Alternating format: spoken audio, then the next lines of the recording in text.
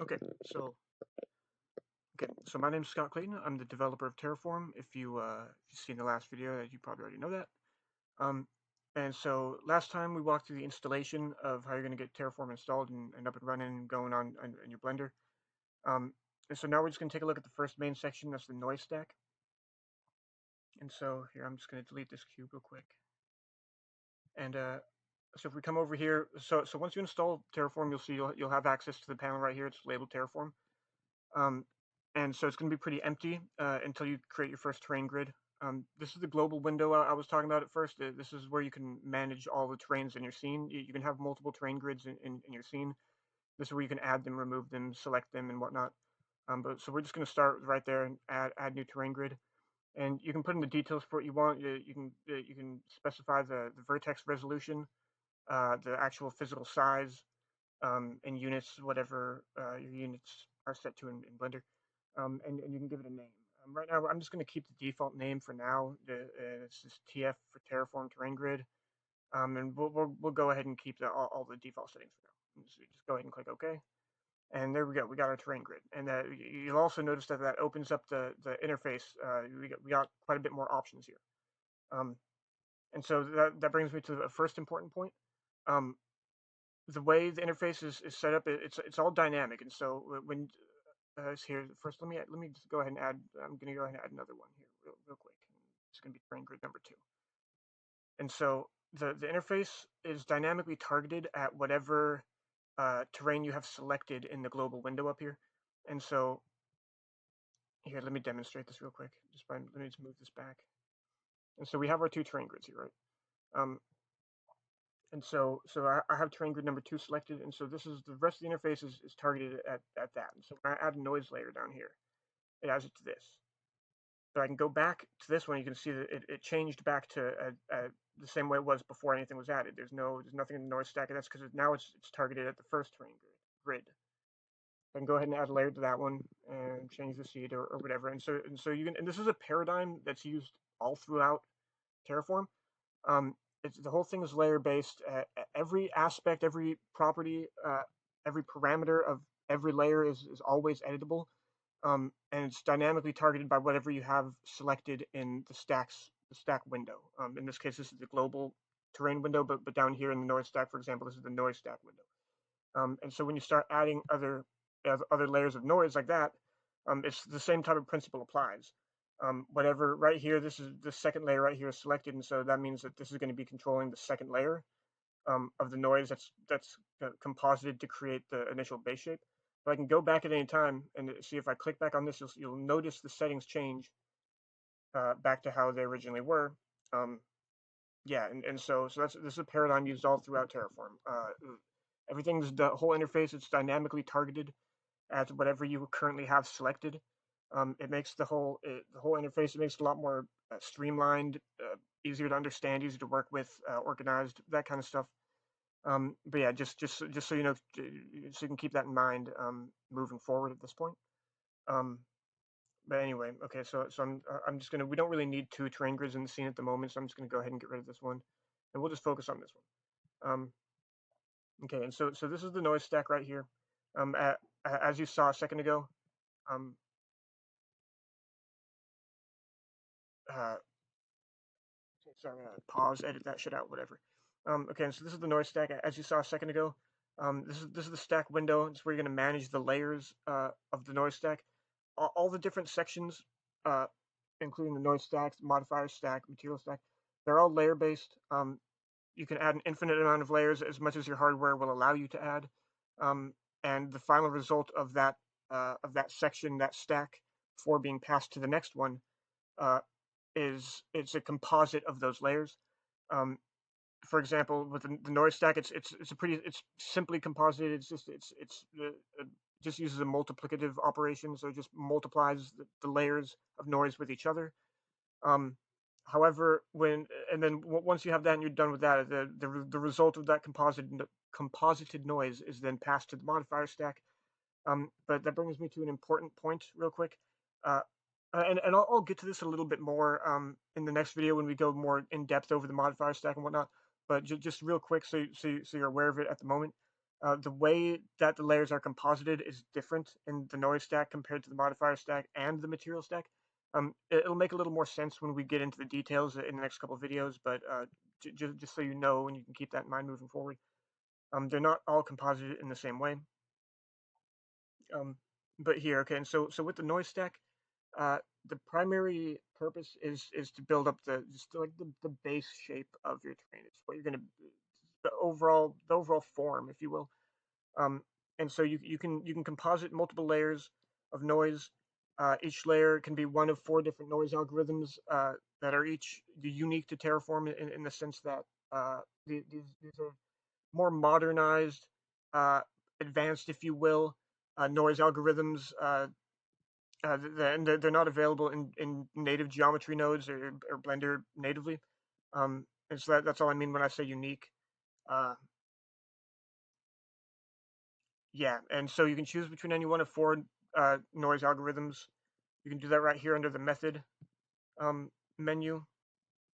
And so, and with each different type of noise, there's a different set of parameters. Some of them are pretty similar, but there's a different set of parameters for each one. And so you have, as you see for each layer, you have complete control over directing the shape on even down to a granular level on a per layer basis. Um,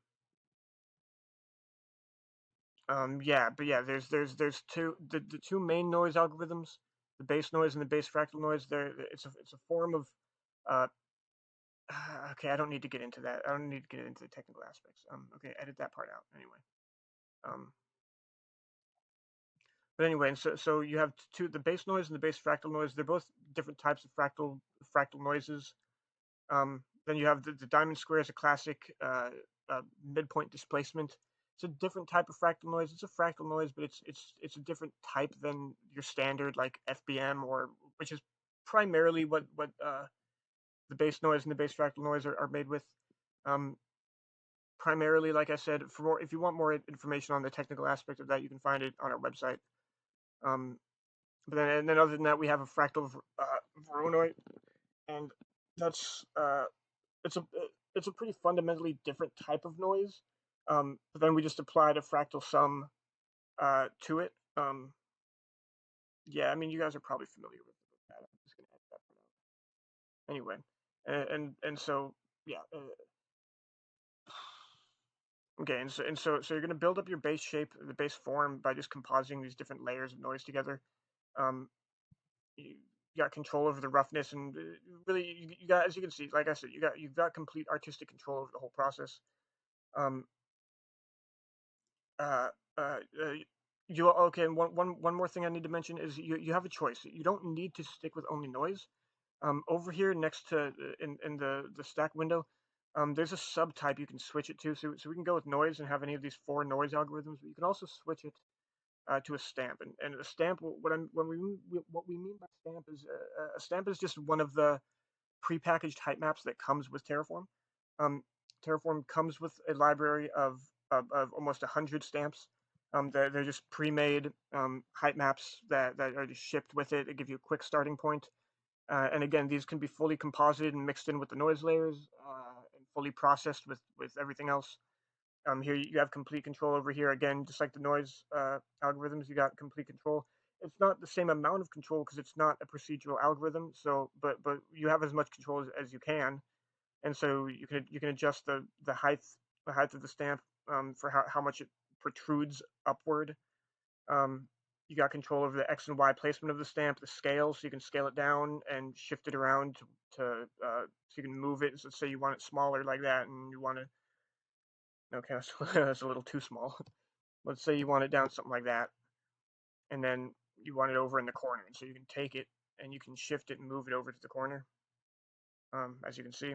So you can move it on the X and Y axis, whatnot, and then you can also rotate it. And this might not seem like too big of a deal, and I mean it's not. These are pretty basic controls, but when it comes down to it, the math that it takes to I shouldn't swear like that. The math that it takes to manipulate like multiple sub arrays inside of okay, I don't need to go into the detail like this again. Okay, edit that part out. Blah blah blah blah. Okay, go back. Okay. And while I'm at it here up in the stack window, You got these little ghost icons, just real quick. Those are just for hiding the layers. You can see. Um, you can hide and unhide them, so that way you can kind of preview, take different layers out and preview what it's going to look like without actually having to take the layers out. Um, one more thing I should add. This is a good point to add this to. The entire another aspect, another common theme you'll see all throughout Terraform is the entire thing. It's non-destructive. And so when you're going through and you're adding these layers and you're editing these layers and you're changing this and that, nothing permanent is going to happen to the mesh. I mean, it directly manipulates the geometry, the vertices in particular, but every time you make a different operation, it has a buffer memory that it remembers your past operations, from the beginning, from the moment you open it up, and so you can freely you can change, switch, swap, edit, delete all these layers freely whenever you want, different parameters, anything, and it's never gonna you're never gonna reach a point where okay, here, let me put it this way: you're never gonna reach a point of no return. You're never going to reach a point in which you cannot go back and you have to start over. Um, Everything is always undoable. Yeah. Um, so I mean that's pretty much it, for the noise stack. I mean, other than that, okay, we got I almost forgot. There's one more section down here. We got noise modifiers, and these work globally on the whole noise stack itself, not globally on every terrain or anything, but just on a stack basis. They work globally for the noise stack. And so this is the noise modifiers are going to affect every layer of noise that you have. In what I'm trying to say is the noise modifiers, it processes the terrain after the noise layers are composited together. Um, and it offers different, more or less basic but useful, functions. Mostly warping. There's domain warping, turbulence warping, swirl warp. Those are just fancy terms for, pretty much different types of domain warping. Just using different, types of algorithms of noise for the warping of the coordinates.